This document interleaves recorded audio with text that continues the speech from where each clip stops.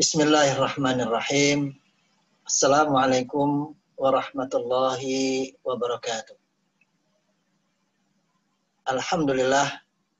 Wassalatu wassalamu ala rasulillah wa ala alihi wa ashabihi wa man walah wa la hawla wa la quwwata illa billah. Segala puji bagi Allah atas nikmat dan karunia-Nya sampai saat ini kita masih dalam kondisi baik, sehat. Semoga Allah SWT memudahkan kita dan kita bisa melalui masa COVID-19 ini dengan sabar, dengan tabah, dan keluar dari kondisi ini dalam kondisi beriman dan beramal soleh. Sabar selalu, tabah selalu, jangan bosan, apalagi berputus asa dalam menghadapi COVID ini. Jangan sama sekali. Saudara-saudara sekalian, kali ini kita akan melanjutkan kajian kita, kajian hadis dari kitab Sahih Al-Bukhari. Kuliah hadis Sahih Al-Bukhari. Dan insya Allah kita akan mempelajari 5 hadis dari kitab Shalah. Yaitu hadis yang ke-364, 365, 366, 367, dan 368. Metode yang kita pakai dalam kuliah kita kali ini adalah kita akan membaca hadis, kemudian akan menjelaskan sekilas tentang perawi tertinggi dari hadis tersebut. Kemudian kita akan membahas tentang kosakata yang ada dalam hadis tersebut.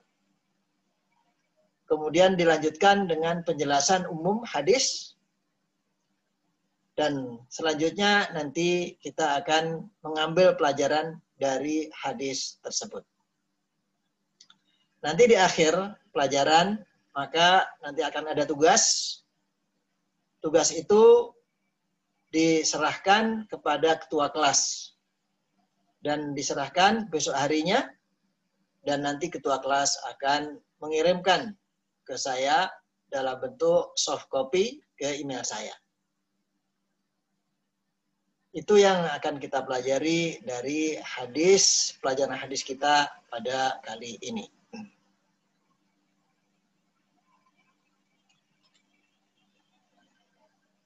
Hadis yang akan kita baca adalah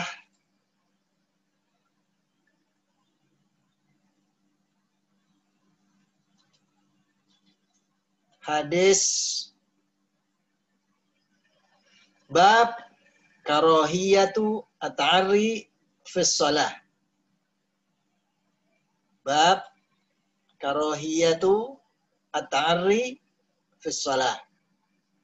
Hadis yang ke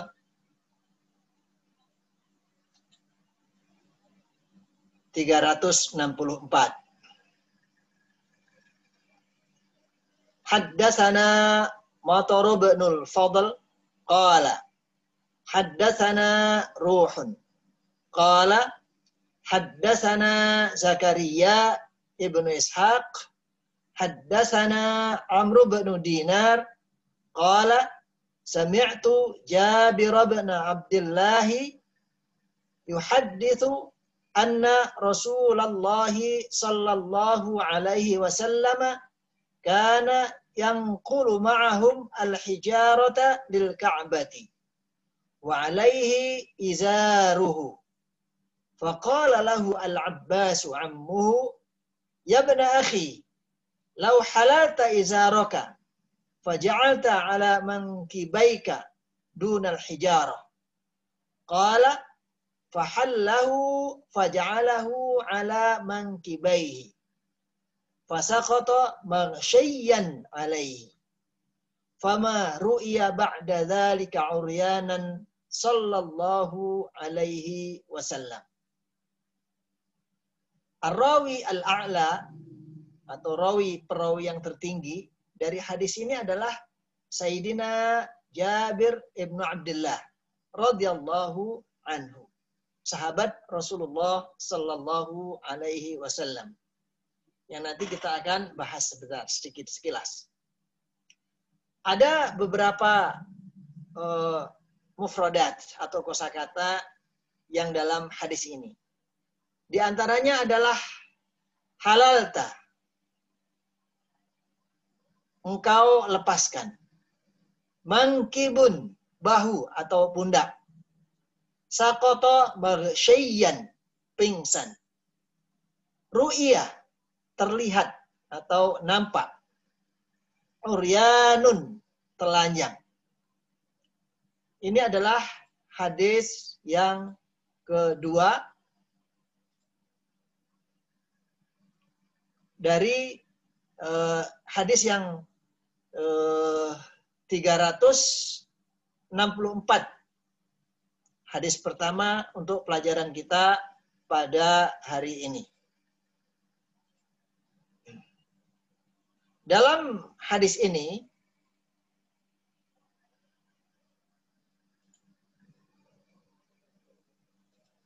ada beberapa hal yang perlu kita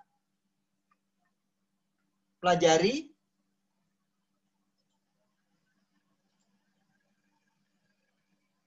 yaitu yang pertama adalah perawi hadis ini, yaitu Sayyidina Jabir ibn Abdullah. Nama lengkapnya adalah Jabir bin Abdullah bin Amr bin Haram bin Sa'labah bin Ka'ab bin Ghannam bin Ka'ab bin Salamah al-Ansari. Nasabnya berlanjut sampai kepada Bani Khazraj, yaitu penduduk kabilah di Madinah. Nama kunyahnya dikenal dengan nama Abu Abdullah. Namun ada sebagian ulama menyebutkan kunyahnya Abu Abdurrahman. Ada juga yang menyebut kunyahnya Abu Muhammad. Tetapi penyebutan nama kunyahnya Abu Abdullah lebih terkenal. Sayyidina Jabir bin Abdullah ini banyak meriwayatkan hadis Rasulullah Sallallahu Alaihi Wasallam. Dari Rasulullah langsung. Ada juga hadis yang diriwayatkan dari Sayyidina Abu Bakar. Ada juga dari Sayyidina Umar. Ada juga hadis dari Sayyidina Ali, melalui Sayyidina Ali. Ada juga meriwayatkan hadis Rasulullah melalui sahabat Abu Ubaidah ibn Jarrah. Juga melalui sahabat Talhah ibn Ubaidillah. Juga Sayyidina Mu'adz bin Yasir.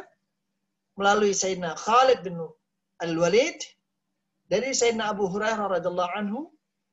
Dari Abu Sa'id Al-Khudri. Dan Ummu Syarik.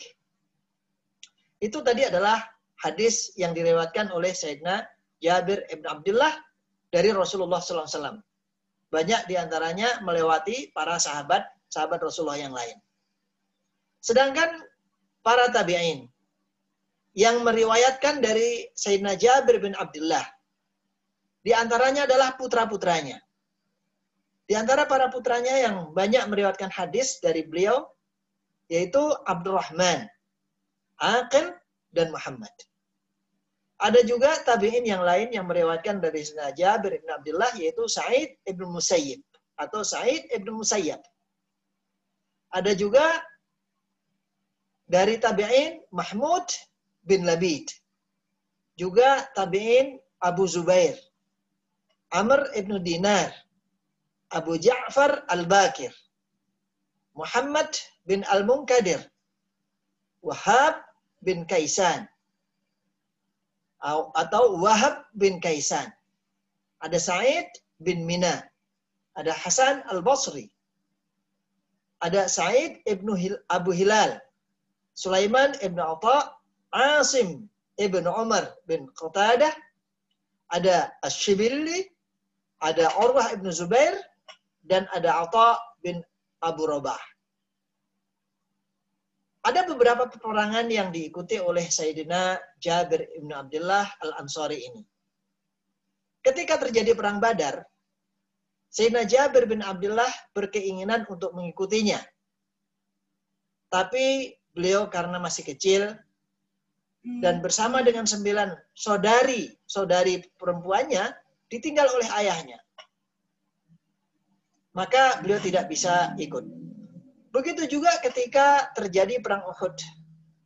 Beliau juga ingin, Sayyidina Jabir ini bukan waktu perang Badar, bukan masih kecil, tidak. Tapi beliau ditinggal oleh ayahnya karena diminta untuk menunggu atau membersamai adik-adiknya yang perempuan, yang banyak sekali. Ada 9 orang disebutkan.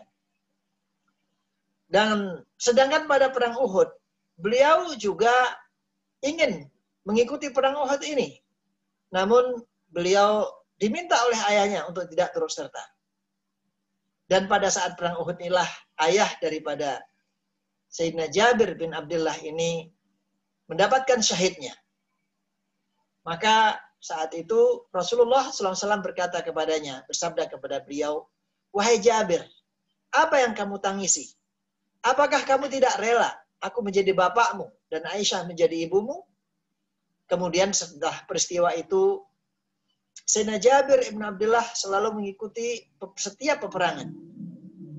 Dan Sayyidina Jabir bin Abdullah juga termasuk sahabat yang ikut berbai'ah Aqabah di Mekah yang kedua kepada Rasulullah Sallallahu Alaihi Wasallam bersama kaum Ansor yang lain.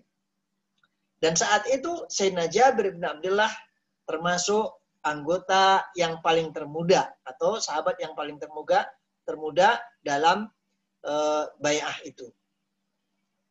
Riwayat dari Jabir bin Abdullah.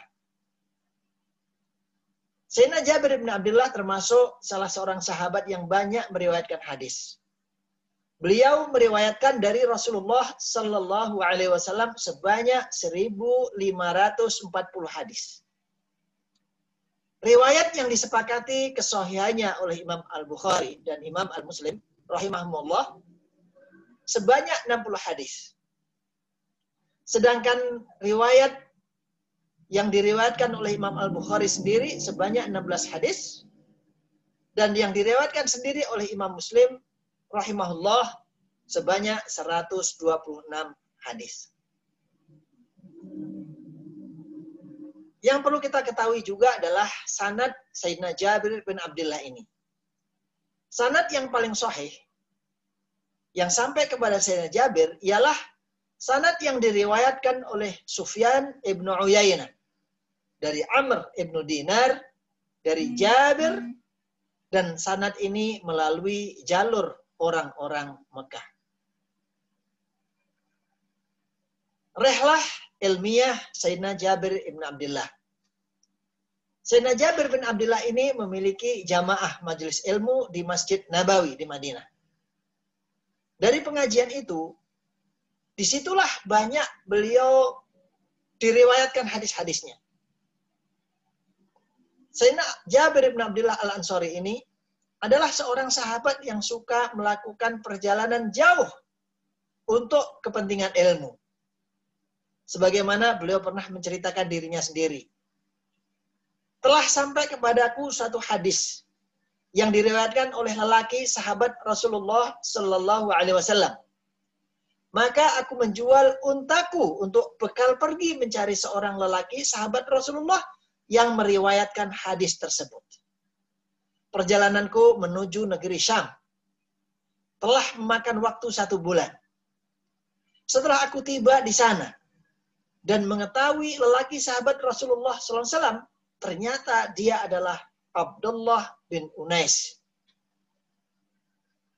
Dia langsung keluar menghampiriku dan merangkulku, dan aku pun merangkulnya. Kemudian darinya aku mendengar satu hadis Rasulullah SAW yang telah sampai kepadaku, yaitu hadis tentang mazalim. Artinya, hanya untuk mendapatkan satu hadis ini, Sayyidina Jabir ibn Abdullah jauh pergi ke negeri Syam dengan menjual untanya sebagai bekal. Beliau juga melakukan perjalanan jauh ke Mesir demi untuk kepentingan ilmu. untuk mendapatkan hadis dari sahabat Rasulullah Sallallahu Alaihi Wasallam, Maslamah bin Mikhlad. Wafat Sayyidina Jabir bin Abdullah. Aban bin Utsman ibn Affan radhiyallahu an telah berpesan kepada anak-anak Sayyidina Jabir, apabila ayahmu meninggal dunia, janganlah kalian cepat-cepat menguburnya. Tunggulah sampai aku mensalati jenazahnya. Demikianlah ketika Sayyidina Jabir bin Abdullah ini datang dan mensolati jenazahnya. Dan diriwayatkan bahwasanya Sayyidina Jabir bin Abdullah meninggal pada tahun 77 Hijriah dalam usia 94 tahun. Dan Sayyidina Jabir bin Abdullah ini adalah sahabat yang bertempat kediaman di Madinah yang paling akhir meninggal dunianya. Makna umum daripada hadis yang direwatkan oleh Sayyidina Jabir bin Abdullah ini, bahwasanya dikisahkan Rasulullah Sallallahu Alaihi Wasallam sebelum diangkat menjadi Nabi dan Rasul Sallallahu Alaihi Wasallam, beliau bersama dengan kaum Quraisy mengangkut batu untuk membangun Ka'bah. Sedang beliau saat itu memakai sarung. Sang paman mengingatkan Al-Abbas kepada keponakannya ini dan berkata, "Wahai anak saudara laki-lakiku, alangkah baiknya kalau sarungmu itu kamu letakkan di pundakmu dan di bawah batu itu. Itu lebih baik."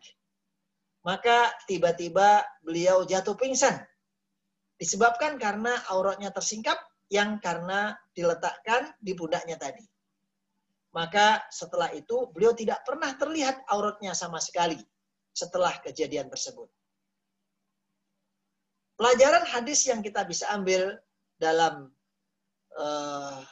hadis ini, yang pertama, Allah Subhanahu wa taala menjaga Nabi Muhammad Sallallahu Alaihi Wasallam dan Rasulnya ini dari perilaku salah dan dosa, sekalipun itu tidak disengaja, sehingga Rasulullah Sallallahu Alaihi Wasallam maksum, yaitu terjaga dari salah dan dosa. Pelajaran yang kedua, suri tauladan dari Rasulullah Sallallahu Alaihi Wasallam kepada umatnya agar menjaga aurat dan menutup aurat tersebut. Itulah pelajaran yang kita bisa ambil dari hadis yang nomor 364. Berikutnya akan kita lanjutkan dengan bab as-shalah fil qamis was-sarawil wat-tubban wal quba.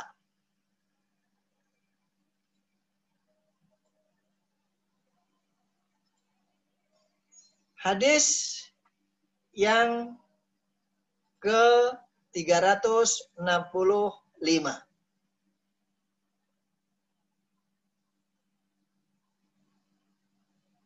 Bab as-shalah fil qamis was-sarawil wat-tubban wal quba.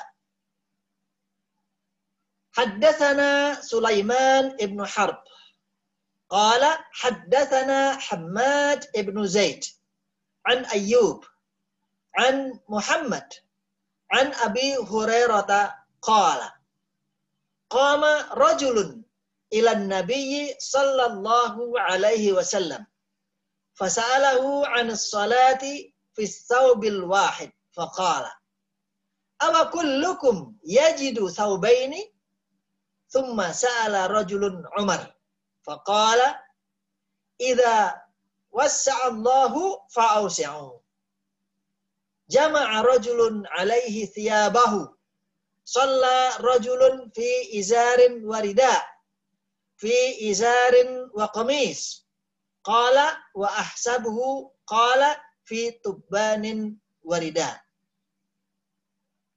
Al-Mufradat. Thawb, pakaian. Izar, sarung. Rida, jubah. Qamis, baju. Sarawil, mufraduha sirwal, yaitu celana. Tuban, celana pendek atau celana dalam, yaitu celana yang tanpa ada kakinya. Itu namanya tuban.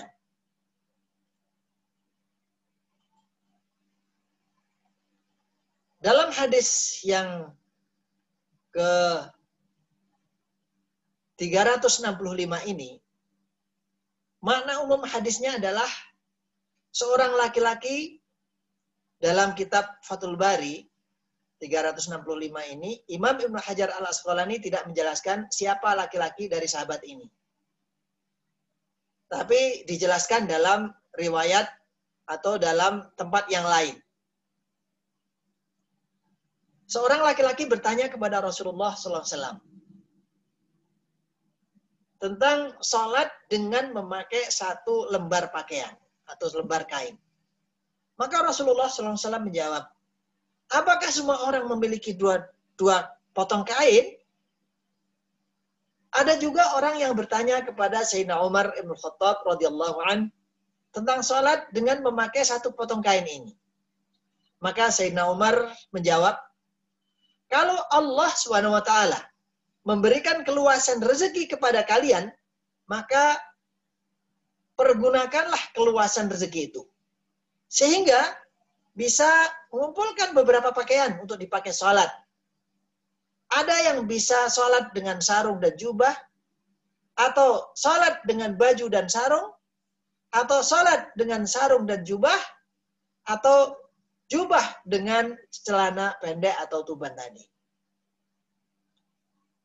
Artinya di sini bahwasanya apabila seseorang tidak mendapatkan pakaian untuk sholat kecuali satu potong, maka itu dibolehkan. Namun ketika dia mendapatkan keluasan rezeki, bisa memakai lebih dari satu dan lebih menutup aurat, maka itu lebih diutamakan. Pelajaran dari hadis ini adalah yang pertama, kewajiban untuk menutup aurat saat sholat. Yang kedua, bila seseorang hanya memiliki satu potong kain, maka diperbolehkan untuk melaksanakan sholat walau hanya dengan satu potong kain. Yang penting bisa menutup auratnya. Namun bila seseorang memiliki lebih dari satu pakaian, maka memakai lebih dari satu potong kain itu lebih baik. Karena itu semakin menutup aurat. Itulah pelajaran yang kita bisa ambil dari hadis yang ke-365. Berikutnya kita akan lanjutkan mengkaji untuk hadis yang ke-366. Sa'ala rajulun Rasulullah sallallahu alaihi wasallam faqala ma yalbisul muhrim faqala la yalbasul qamis walas sarawil walal burnus wala thauban massahu az-za'faran wala wars faman lam yajid an-na'laini fayalbasu al-khuffaini wal yaqta'huma hatta yakuna asfala minal ka'bain. Ar-rawi al-a'la dari hadis ini adalah sahabat Rasulullah sallallahu alaihi wasallam Sayyidina Abdullah ibnu Umar radhiyallahu anhuma. Al-mufradat kosakata yang ada dalam hadis ini diantaranya adalah al-muhrim. Al-muhrim itu beda dengan mahram. Mahram artinya adalah orang yang diharamkan untuk dinikahi. Sedangkan yang dimaksud di sini adalah al-muhrim, artinya orang yang melaksanakan umroh atau sedang memakai ihram. Baik itu ihram haji ataupun ihram umroh, itu muhrim. Al-burnus adalah pakaian yang menutup kepala dan badan. seperti pakaian orang Maroko, yaitu jubah yang ada penutup kepalanya. Itu namanya al-burnus.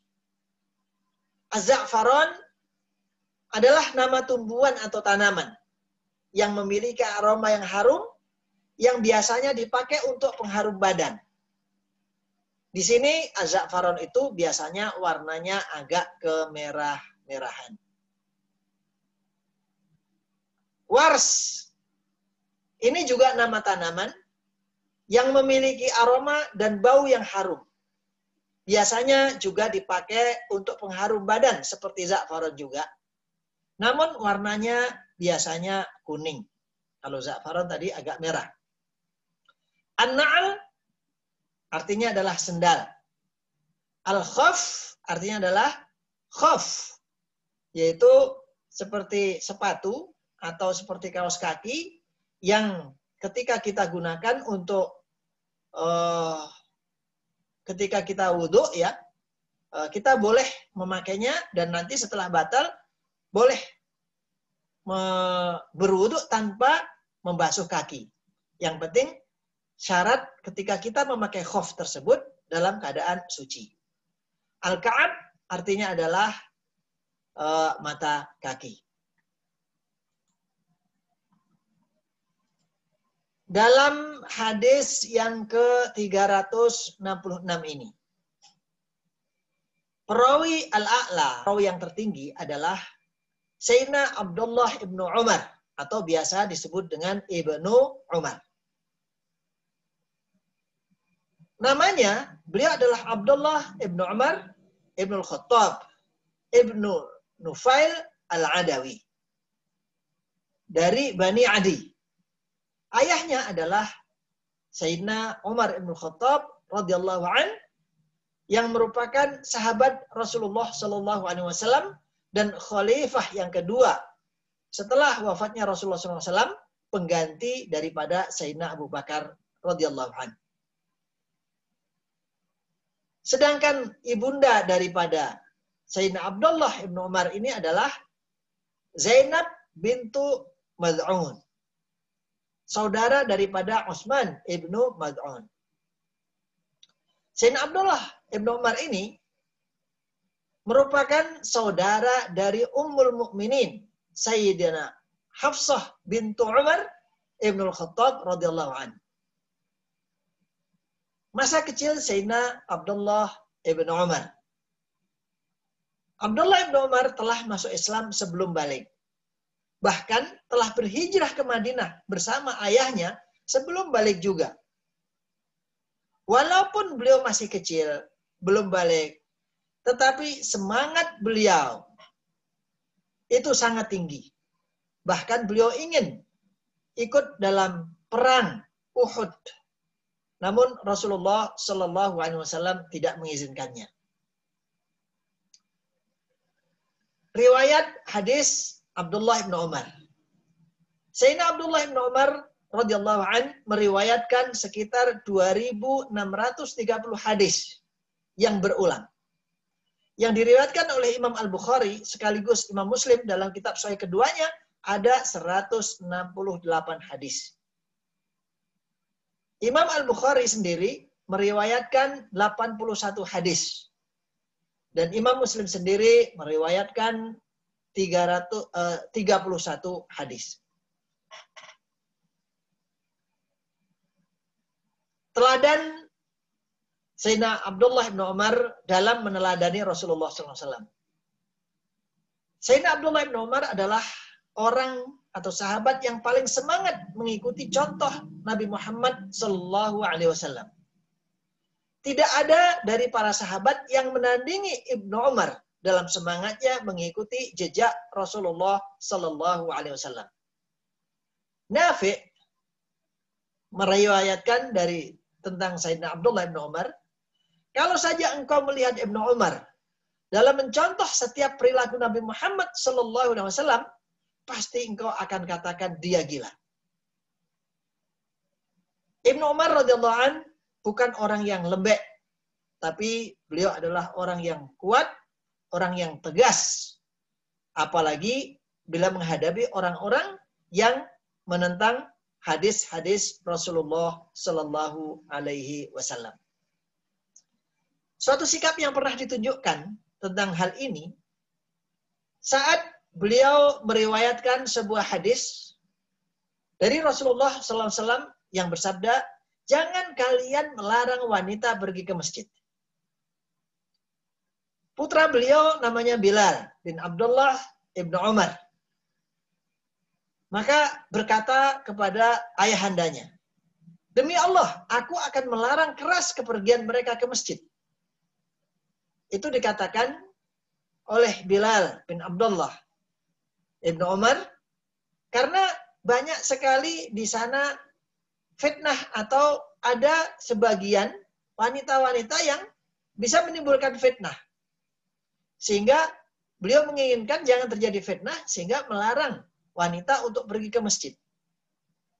Maka saat itu Sayyidina Abdullah bin Umar marah besar. Aku mengatakan kepadamu, sabda Rasulullah, dan kamu mengatakan, aku melarangnya? Jangan kau larang. Kemudian dari situ, Sayyidina Abdullah bin Umar mengingkari sikap anaknya ini, putranya ini, yang menyelisihi dari hadis Rasulullah Sallallahu Alaihi Wasallam. Dan beliau tidak pernah mengajak bicara anaknya ini hingga meninggal dunia sebagai bentuk peringatan keras beliau kepada putra tersebut. Juga tentang ibadah Sayyidina Abdullah bin Umar. Suatu saat Nafi' ditanya tentang Sayyidina Abdullah bin Umar. Apa yang dilakukan oleh Ibnu Umar di dalam rumahnya? Maka Nafi' berkata, engkau tidak akan sanggup menirunya. Beliau wudu untuk setiap kali sholat. Dan beliau baca Al-Quran di antara keduanya.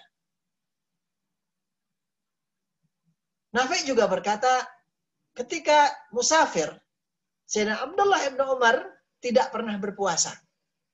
Akan tetapi, saat beliau mukim dan tidak safar, hampir-hampir beliau tidak pernah berbuka puasa. Atau terus melaksanakan puasa. Sayyidina Abdullah bin Umar meninggal dunia di Mekah pada tahun ke-74 Hijriah.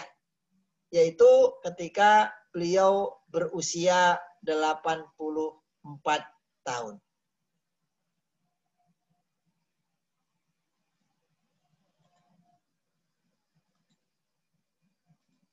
Berikutnya adalah kita akan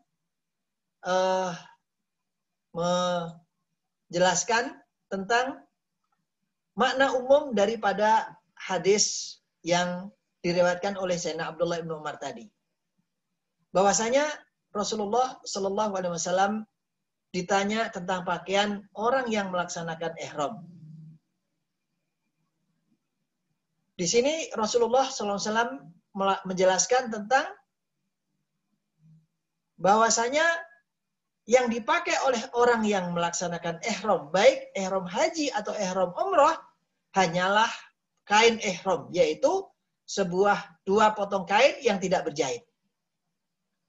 Dan tidak dibolehkan memakai semua pakaian yang berjahit.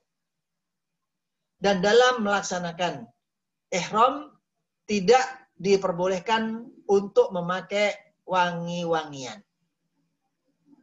Pelajaran hadis yang kita bisa ambil dari hadis yang 366 ini, bahwasanya yang pertama, pakaian bagi orang yang melaksanakan ihram hanyalah kain ihram, yaitu dua potong kain yang tidak boleh dijahit. Juga larangan bagi orang yang muhrim atau melaksanakan ihram untuk memakai wangi-wangian. Pelajaran yang kedua, dibolehkannya memakai semua pakaian di atas tadi. Seperti sarung, celana, baju, dan seterusnya tadi itu saat tidak melaksanakan ihram.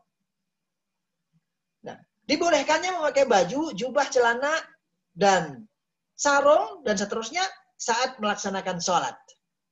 Artinya, itu tadi pakaian-pakaian tersebut bisa dipakai untuk melaksanakan sholat. Yang penting adalah menutup aurat. Begitu. Kemudian kita akan lanjutkan kajian kita pada hadis yang ke-367.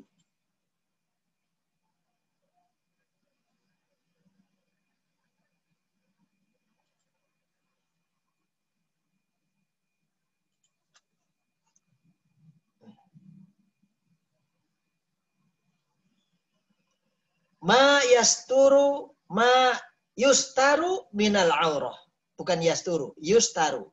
Ma yustaru minal aurah. Apa yang ditutup dari aurat. Haddatsana Qutaibah ibnu Sa'idin qala haddatsana Laits an ibni Shihabin an Ubaidillah ibnu Abdullah ibnu Utbah an Abi Sa'idin al-Khudri annahu qala naha Rasulullah sallallahu alaihi wasallam an istimali as-samma wa ayyahtabi ar-rajulu fi thawbin wahidin laisa ala farjihi minhu syai'un. Ar-rawi al-a'la, perawi tertinggi dari sahabat Rasulullah sallallahu alaihi wasallam pada hadis ini adalah Abu Sa'id al-Khudri.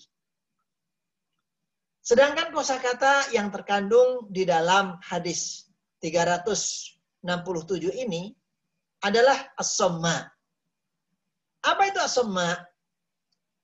Di antara yang dijelaskan oleh para ulama tentang as-samma, as-samma adalah pakaian yang membungkus badan.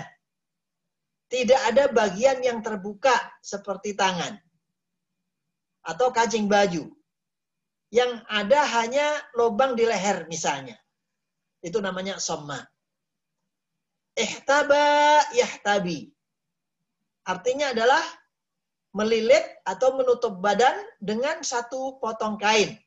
Sehingga pundak dan punggungnya terbuka.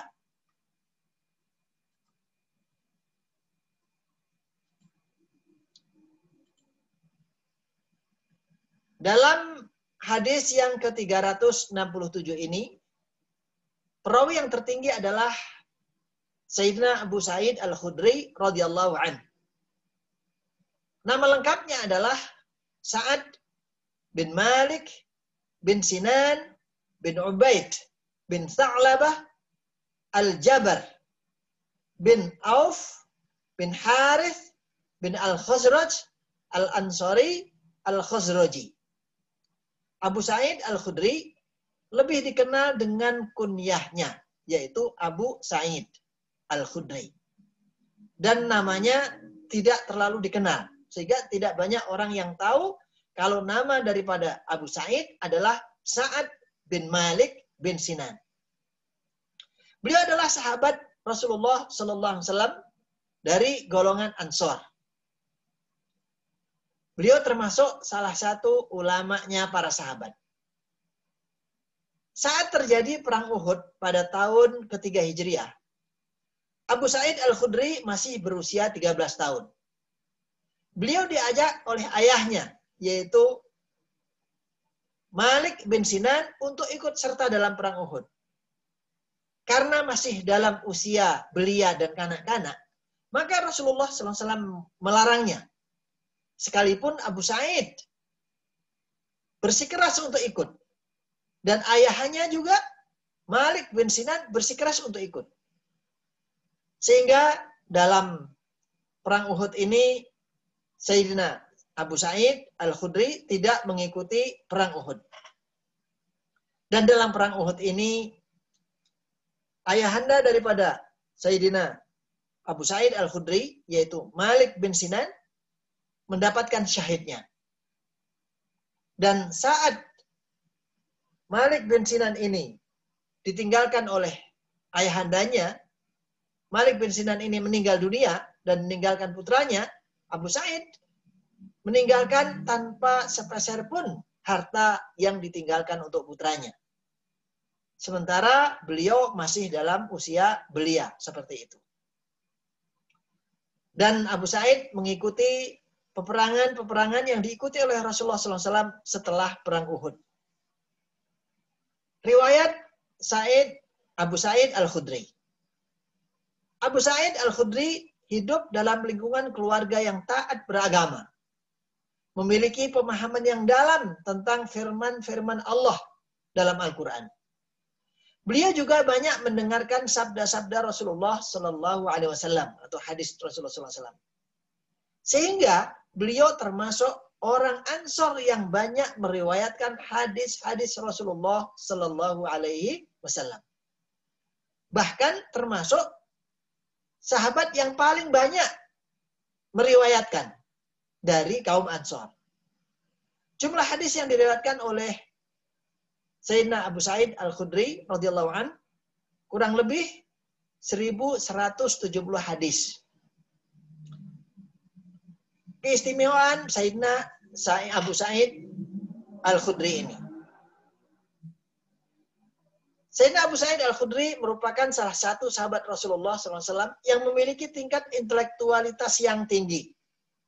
Memiliki keberanian dalam jihad fi sabilillah. Serta tingkat kekhusyuan dalam beribadah yang luar biasa. Abu Sa'id mengaku dirinya sebagai orang biasa dan bukan merupakan tokoh bagi kaum muslimin. Namun kenyataannya beliau sering menjadi rujukan para sahabat terkait dengan persoalan-persoalan ilmu syariah atau ilmu agama, hukum-hukum agama, begitu. Salah satu tentang kekhusyuan daripada Abu Sa'id ini, yaitu ketika beliau sedang menikmati khusyuknya salat, beliau tidak merasakan ketika ada anak panah yang menancap pada dirinya. Dan beliau terus melanjutkan salatnya. Abu Sa'id menceritakan dirinya pada suatu saat pernah disuruh oleh Rasulullah SAW untuk menjaga Nabi Muhammad SAW. Kemudian Abu Sa'id melaksanakan salat di dekat semak-semak. Tiba-tiba ada musuh yang memanah tepat pada dadanya sehingga keluar darah. Namun saat itu Abu Sa'id sedang melaksanakan sholat malam dan membaca surat Al-Kahfi. Saking khusyuknya beliau membaca surat tersebut, hingga tanpa terasa anak panah menembus tubuhnya. Sampai 9 dan 10 kali. Dan itulah yang salah satu diriwayatkan tentang kekhusyuan daripada Sayyidina Abu Sa'id Al-Khudri radhiyallahu anhu.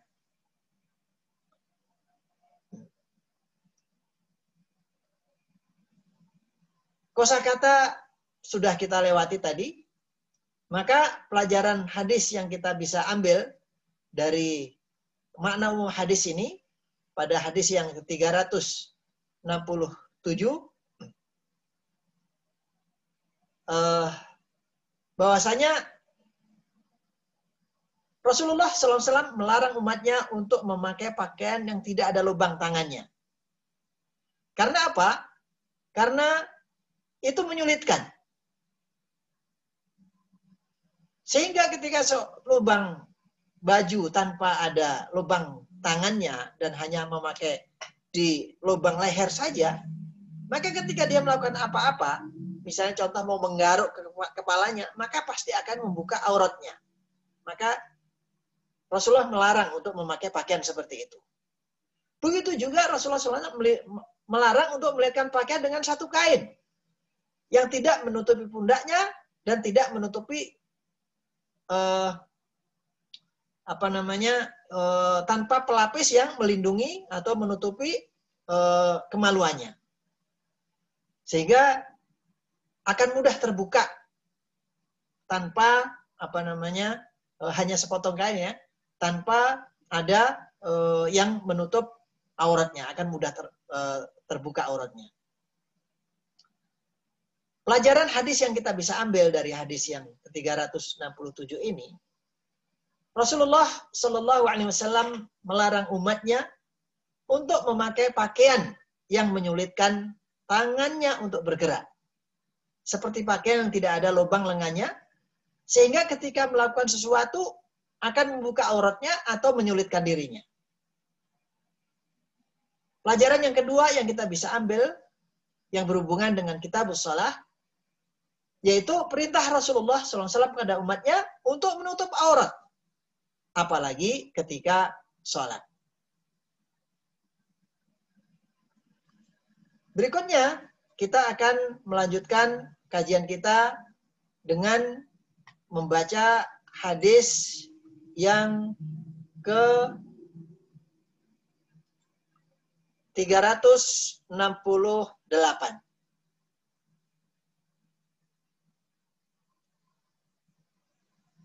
Haddatsana Qabisah ibnu Uqbah qala haddatsana Sufyan an Abi Az-Zinad an al-A'raj an Abi Hurairah qala nahan Nabiyyu sallallahu alaihi wasallam an bai'ataini anil limasi wan nibadhi wa ayyashtamila as-samma' wa ayyahtabiyar rajulu fi thawbin wahid. Dalam hadis yang ke-368 ini ada berapa mufradat? Untuk perawi tertingginya yaitu Sayyidina Abu Hurairah radhiyallahu an, kita lewati saja.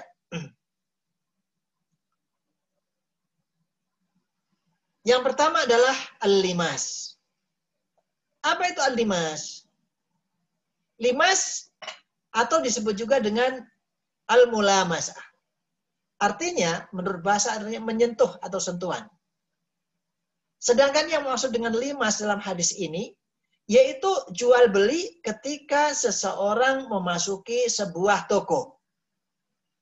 Ketika orang tersebut masuk ke toko, si penjual berkata, apapun yang kamu sentuh, maka harganya sekian. Dan dia harus membayar seperti harga yang disebut oleh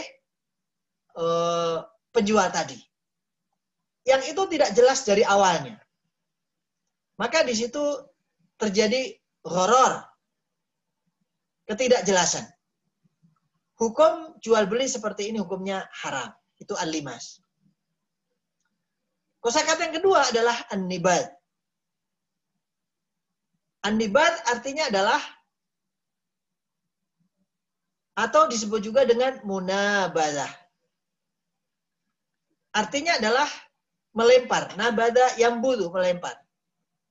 Yaitu jual beli ketika seseorang masuk ke sebuah toko. Dan ketika seseorang masuk ke sebuah toko, maka si penjual toko berkata, apapun yang kamu lemparkan kepada saya atau kamu serahkan kepada saya, maka harganya sekian. Jadi semua barang yang ada di situ yang diberikan ke ini kan diserahkan, maka harganya tidak jelas dari awal disebutkan. Sama dengan hukum al-limas, maka hukum daripada an-nibad atau al-munabadah ini hukumnya haram.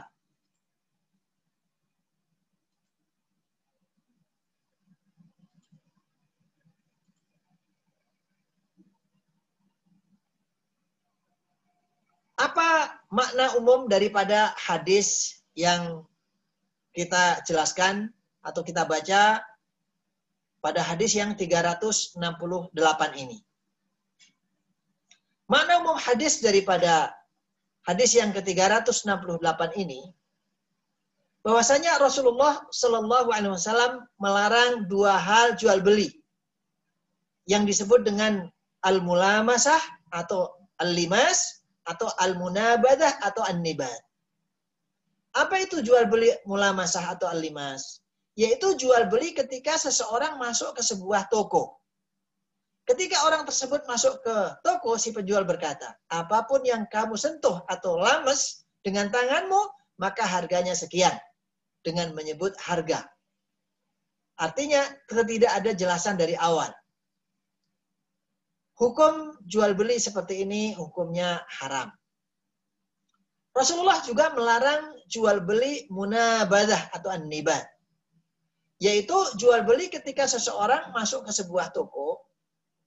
Ketika orang tersebut masuk ke sebuah toko itu, maka penjualnya berkata, apapun yang barang yang kamu lemparkan atau kamu berikan ke saya, kata penjual, maka harganya sekian.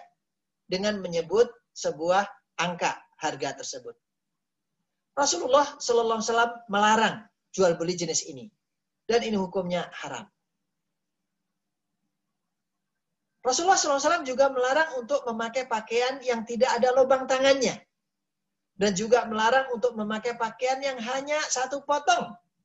Yang hanya dibebetkan atau dililitkan di bagian pinggang ke bawah. Karena semua tadi menyulitkan diri ketika bergerak. Dan kala melaksanakan sesuatu, kemungkinan besar akan membuka auratnya. Jadi, as-sama' tidak diperbolehkan. Seperti hadis yang sebelumnya. Pelajaran dari hadis Rasulullah SAW yang nomor hadis 368 ini adalah bahwasanya Rasulullah SAW memberikan kemudahan kepada umatnya. Termasuk diantaranya adalah dalam berpakaian. Rasulullah SAW juga melarang untuk jual beli al-limas atau mulamasah dan munabadah. Rasulullah SAW juga melarang seseorang untuk membuka auratnya di depan orang lain. Dan pelajaran yang berikutnya yang kita bisa ambil dari hadis ini adalah bahwasanya Rasulullah SAW memerintahkan kepada kita umatnya untuk menjaga kehormatan diri dengan menutup aurat. Itulah saudara-saudara sekalian yang sudah kita baca dari hadis 364, 365, 366, 367.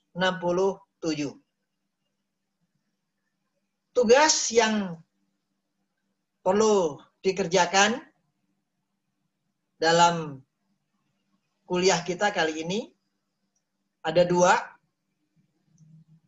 Yang pertama, tulislah sekilas tentang biografi sahabat Rasulullah Sallallahu Alaihi Wasallam, Sayyidina Jabir bin Abdullah. Dan yang kedua, jelaskan makna umum hadis 366 dan sebutkan pelajaran dari hadis 366 tersebut. Ini tugas yang dari setelah kita mempelajari hadis kita, pelajaran hadis Sahih Bukhari kali ini, dan berikutnya nanti saudara-saudari sekalian, mahasiswa-mahasiswi, untuk mengerjakan tugas tersebut setelah mendengarkan daripada link ini, penjelasan kuliah ini, dikerjakan dengan menuliskan kelas, nama, kemudian diserahkan kepada ketua kelas.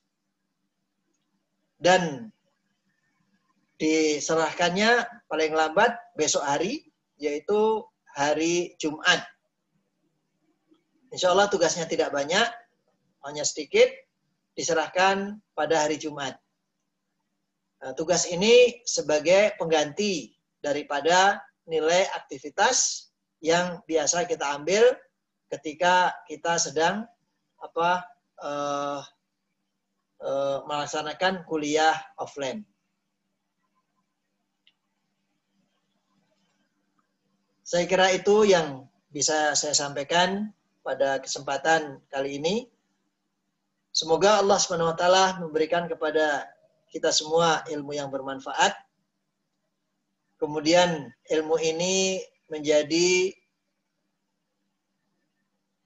pendorong untuk keimanan kita, mengantarkan kita kepada keimanan, dan keimanan kita mendorong kita untuk melaksanakan amal soleh. Terus semangat belajar, jaga kesehatan, jaga kebugaran selalu di musim COVID ini, jangan bersedih, dan tetap terus ikuti protokol COVID-19. Semoga Allah SWT menyelamatkan kita semua. Aqulu qouli hadza wa astaghfirullah wa lakum wa jazakumullahu khairan wa lafu minkum. Wassalamualaikum warahmatullahi wabarakatuh.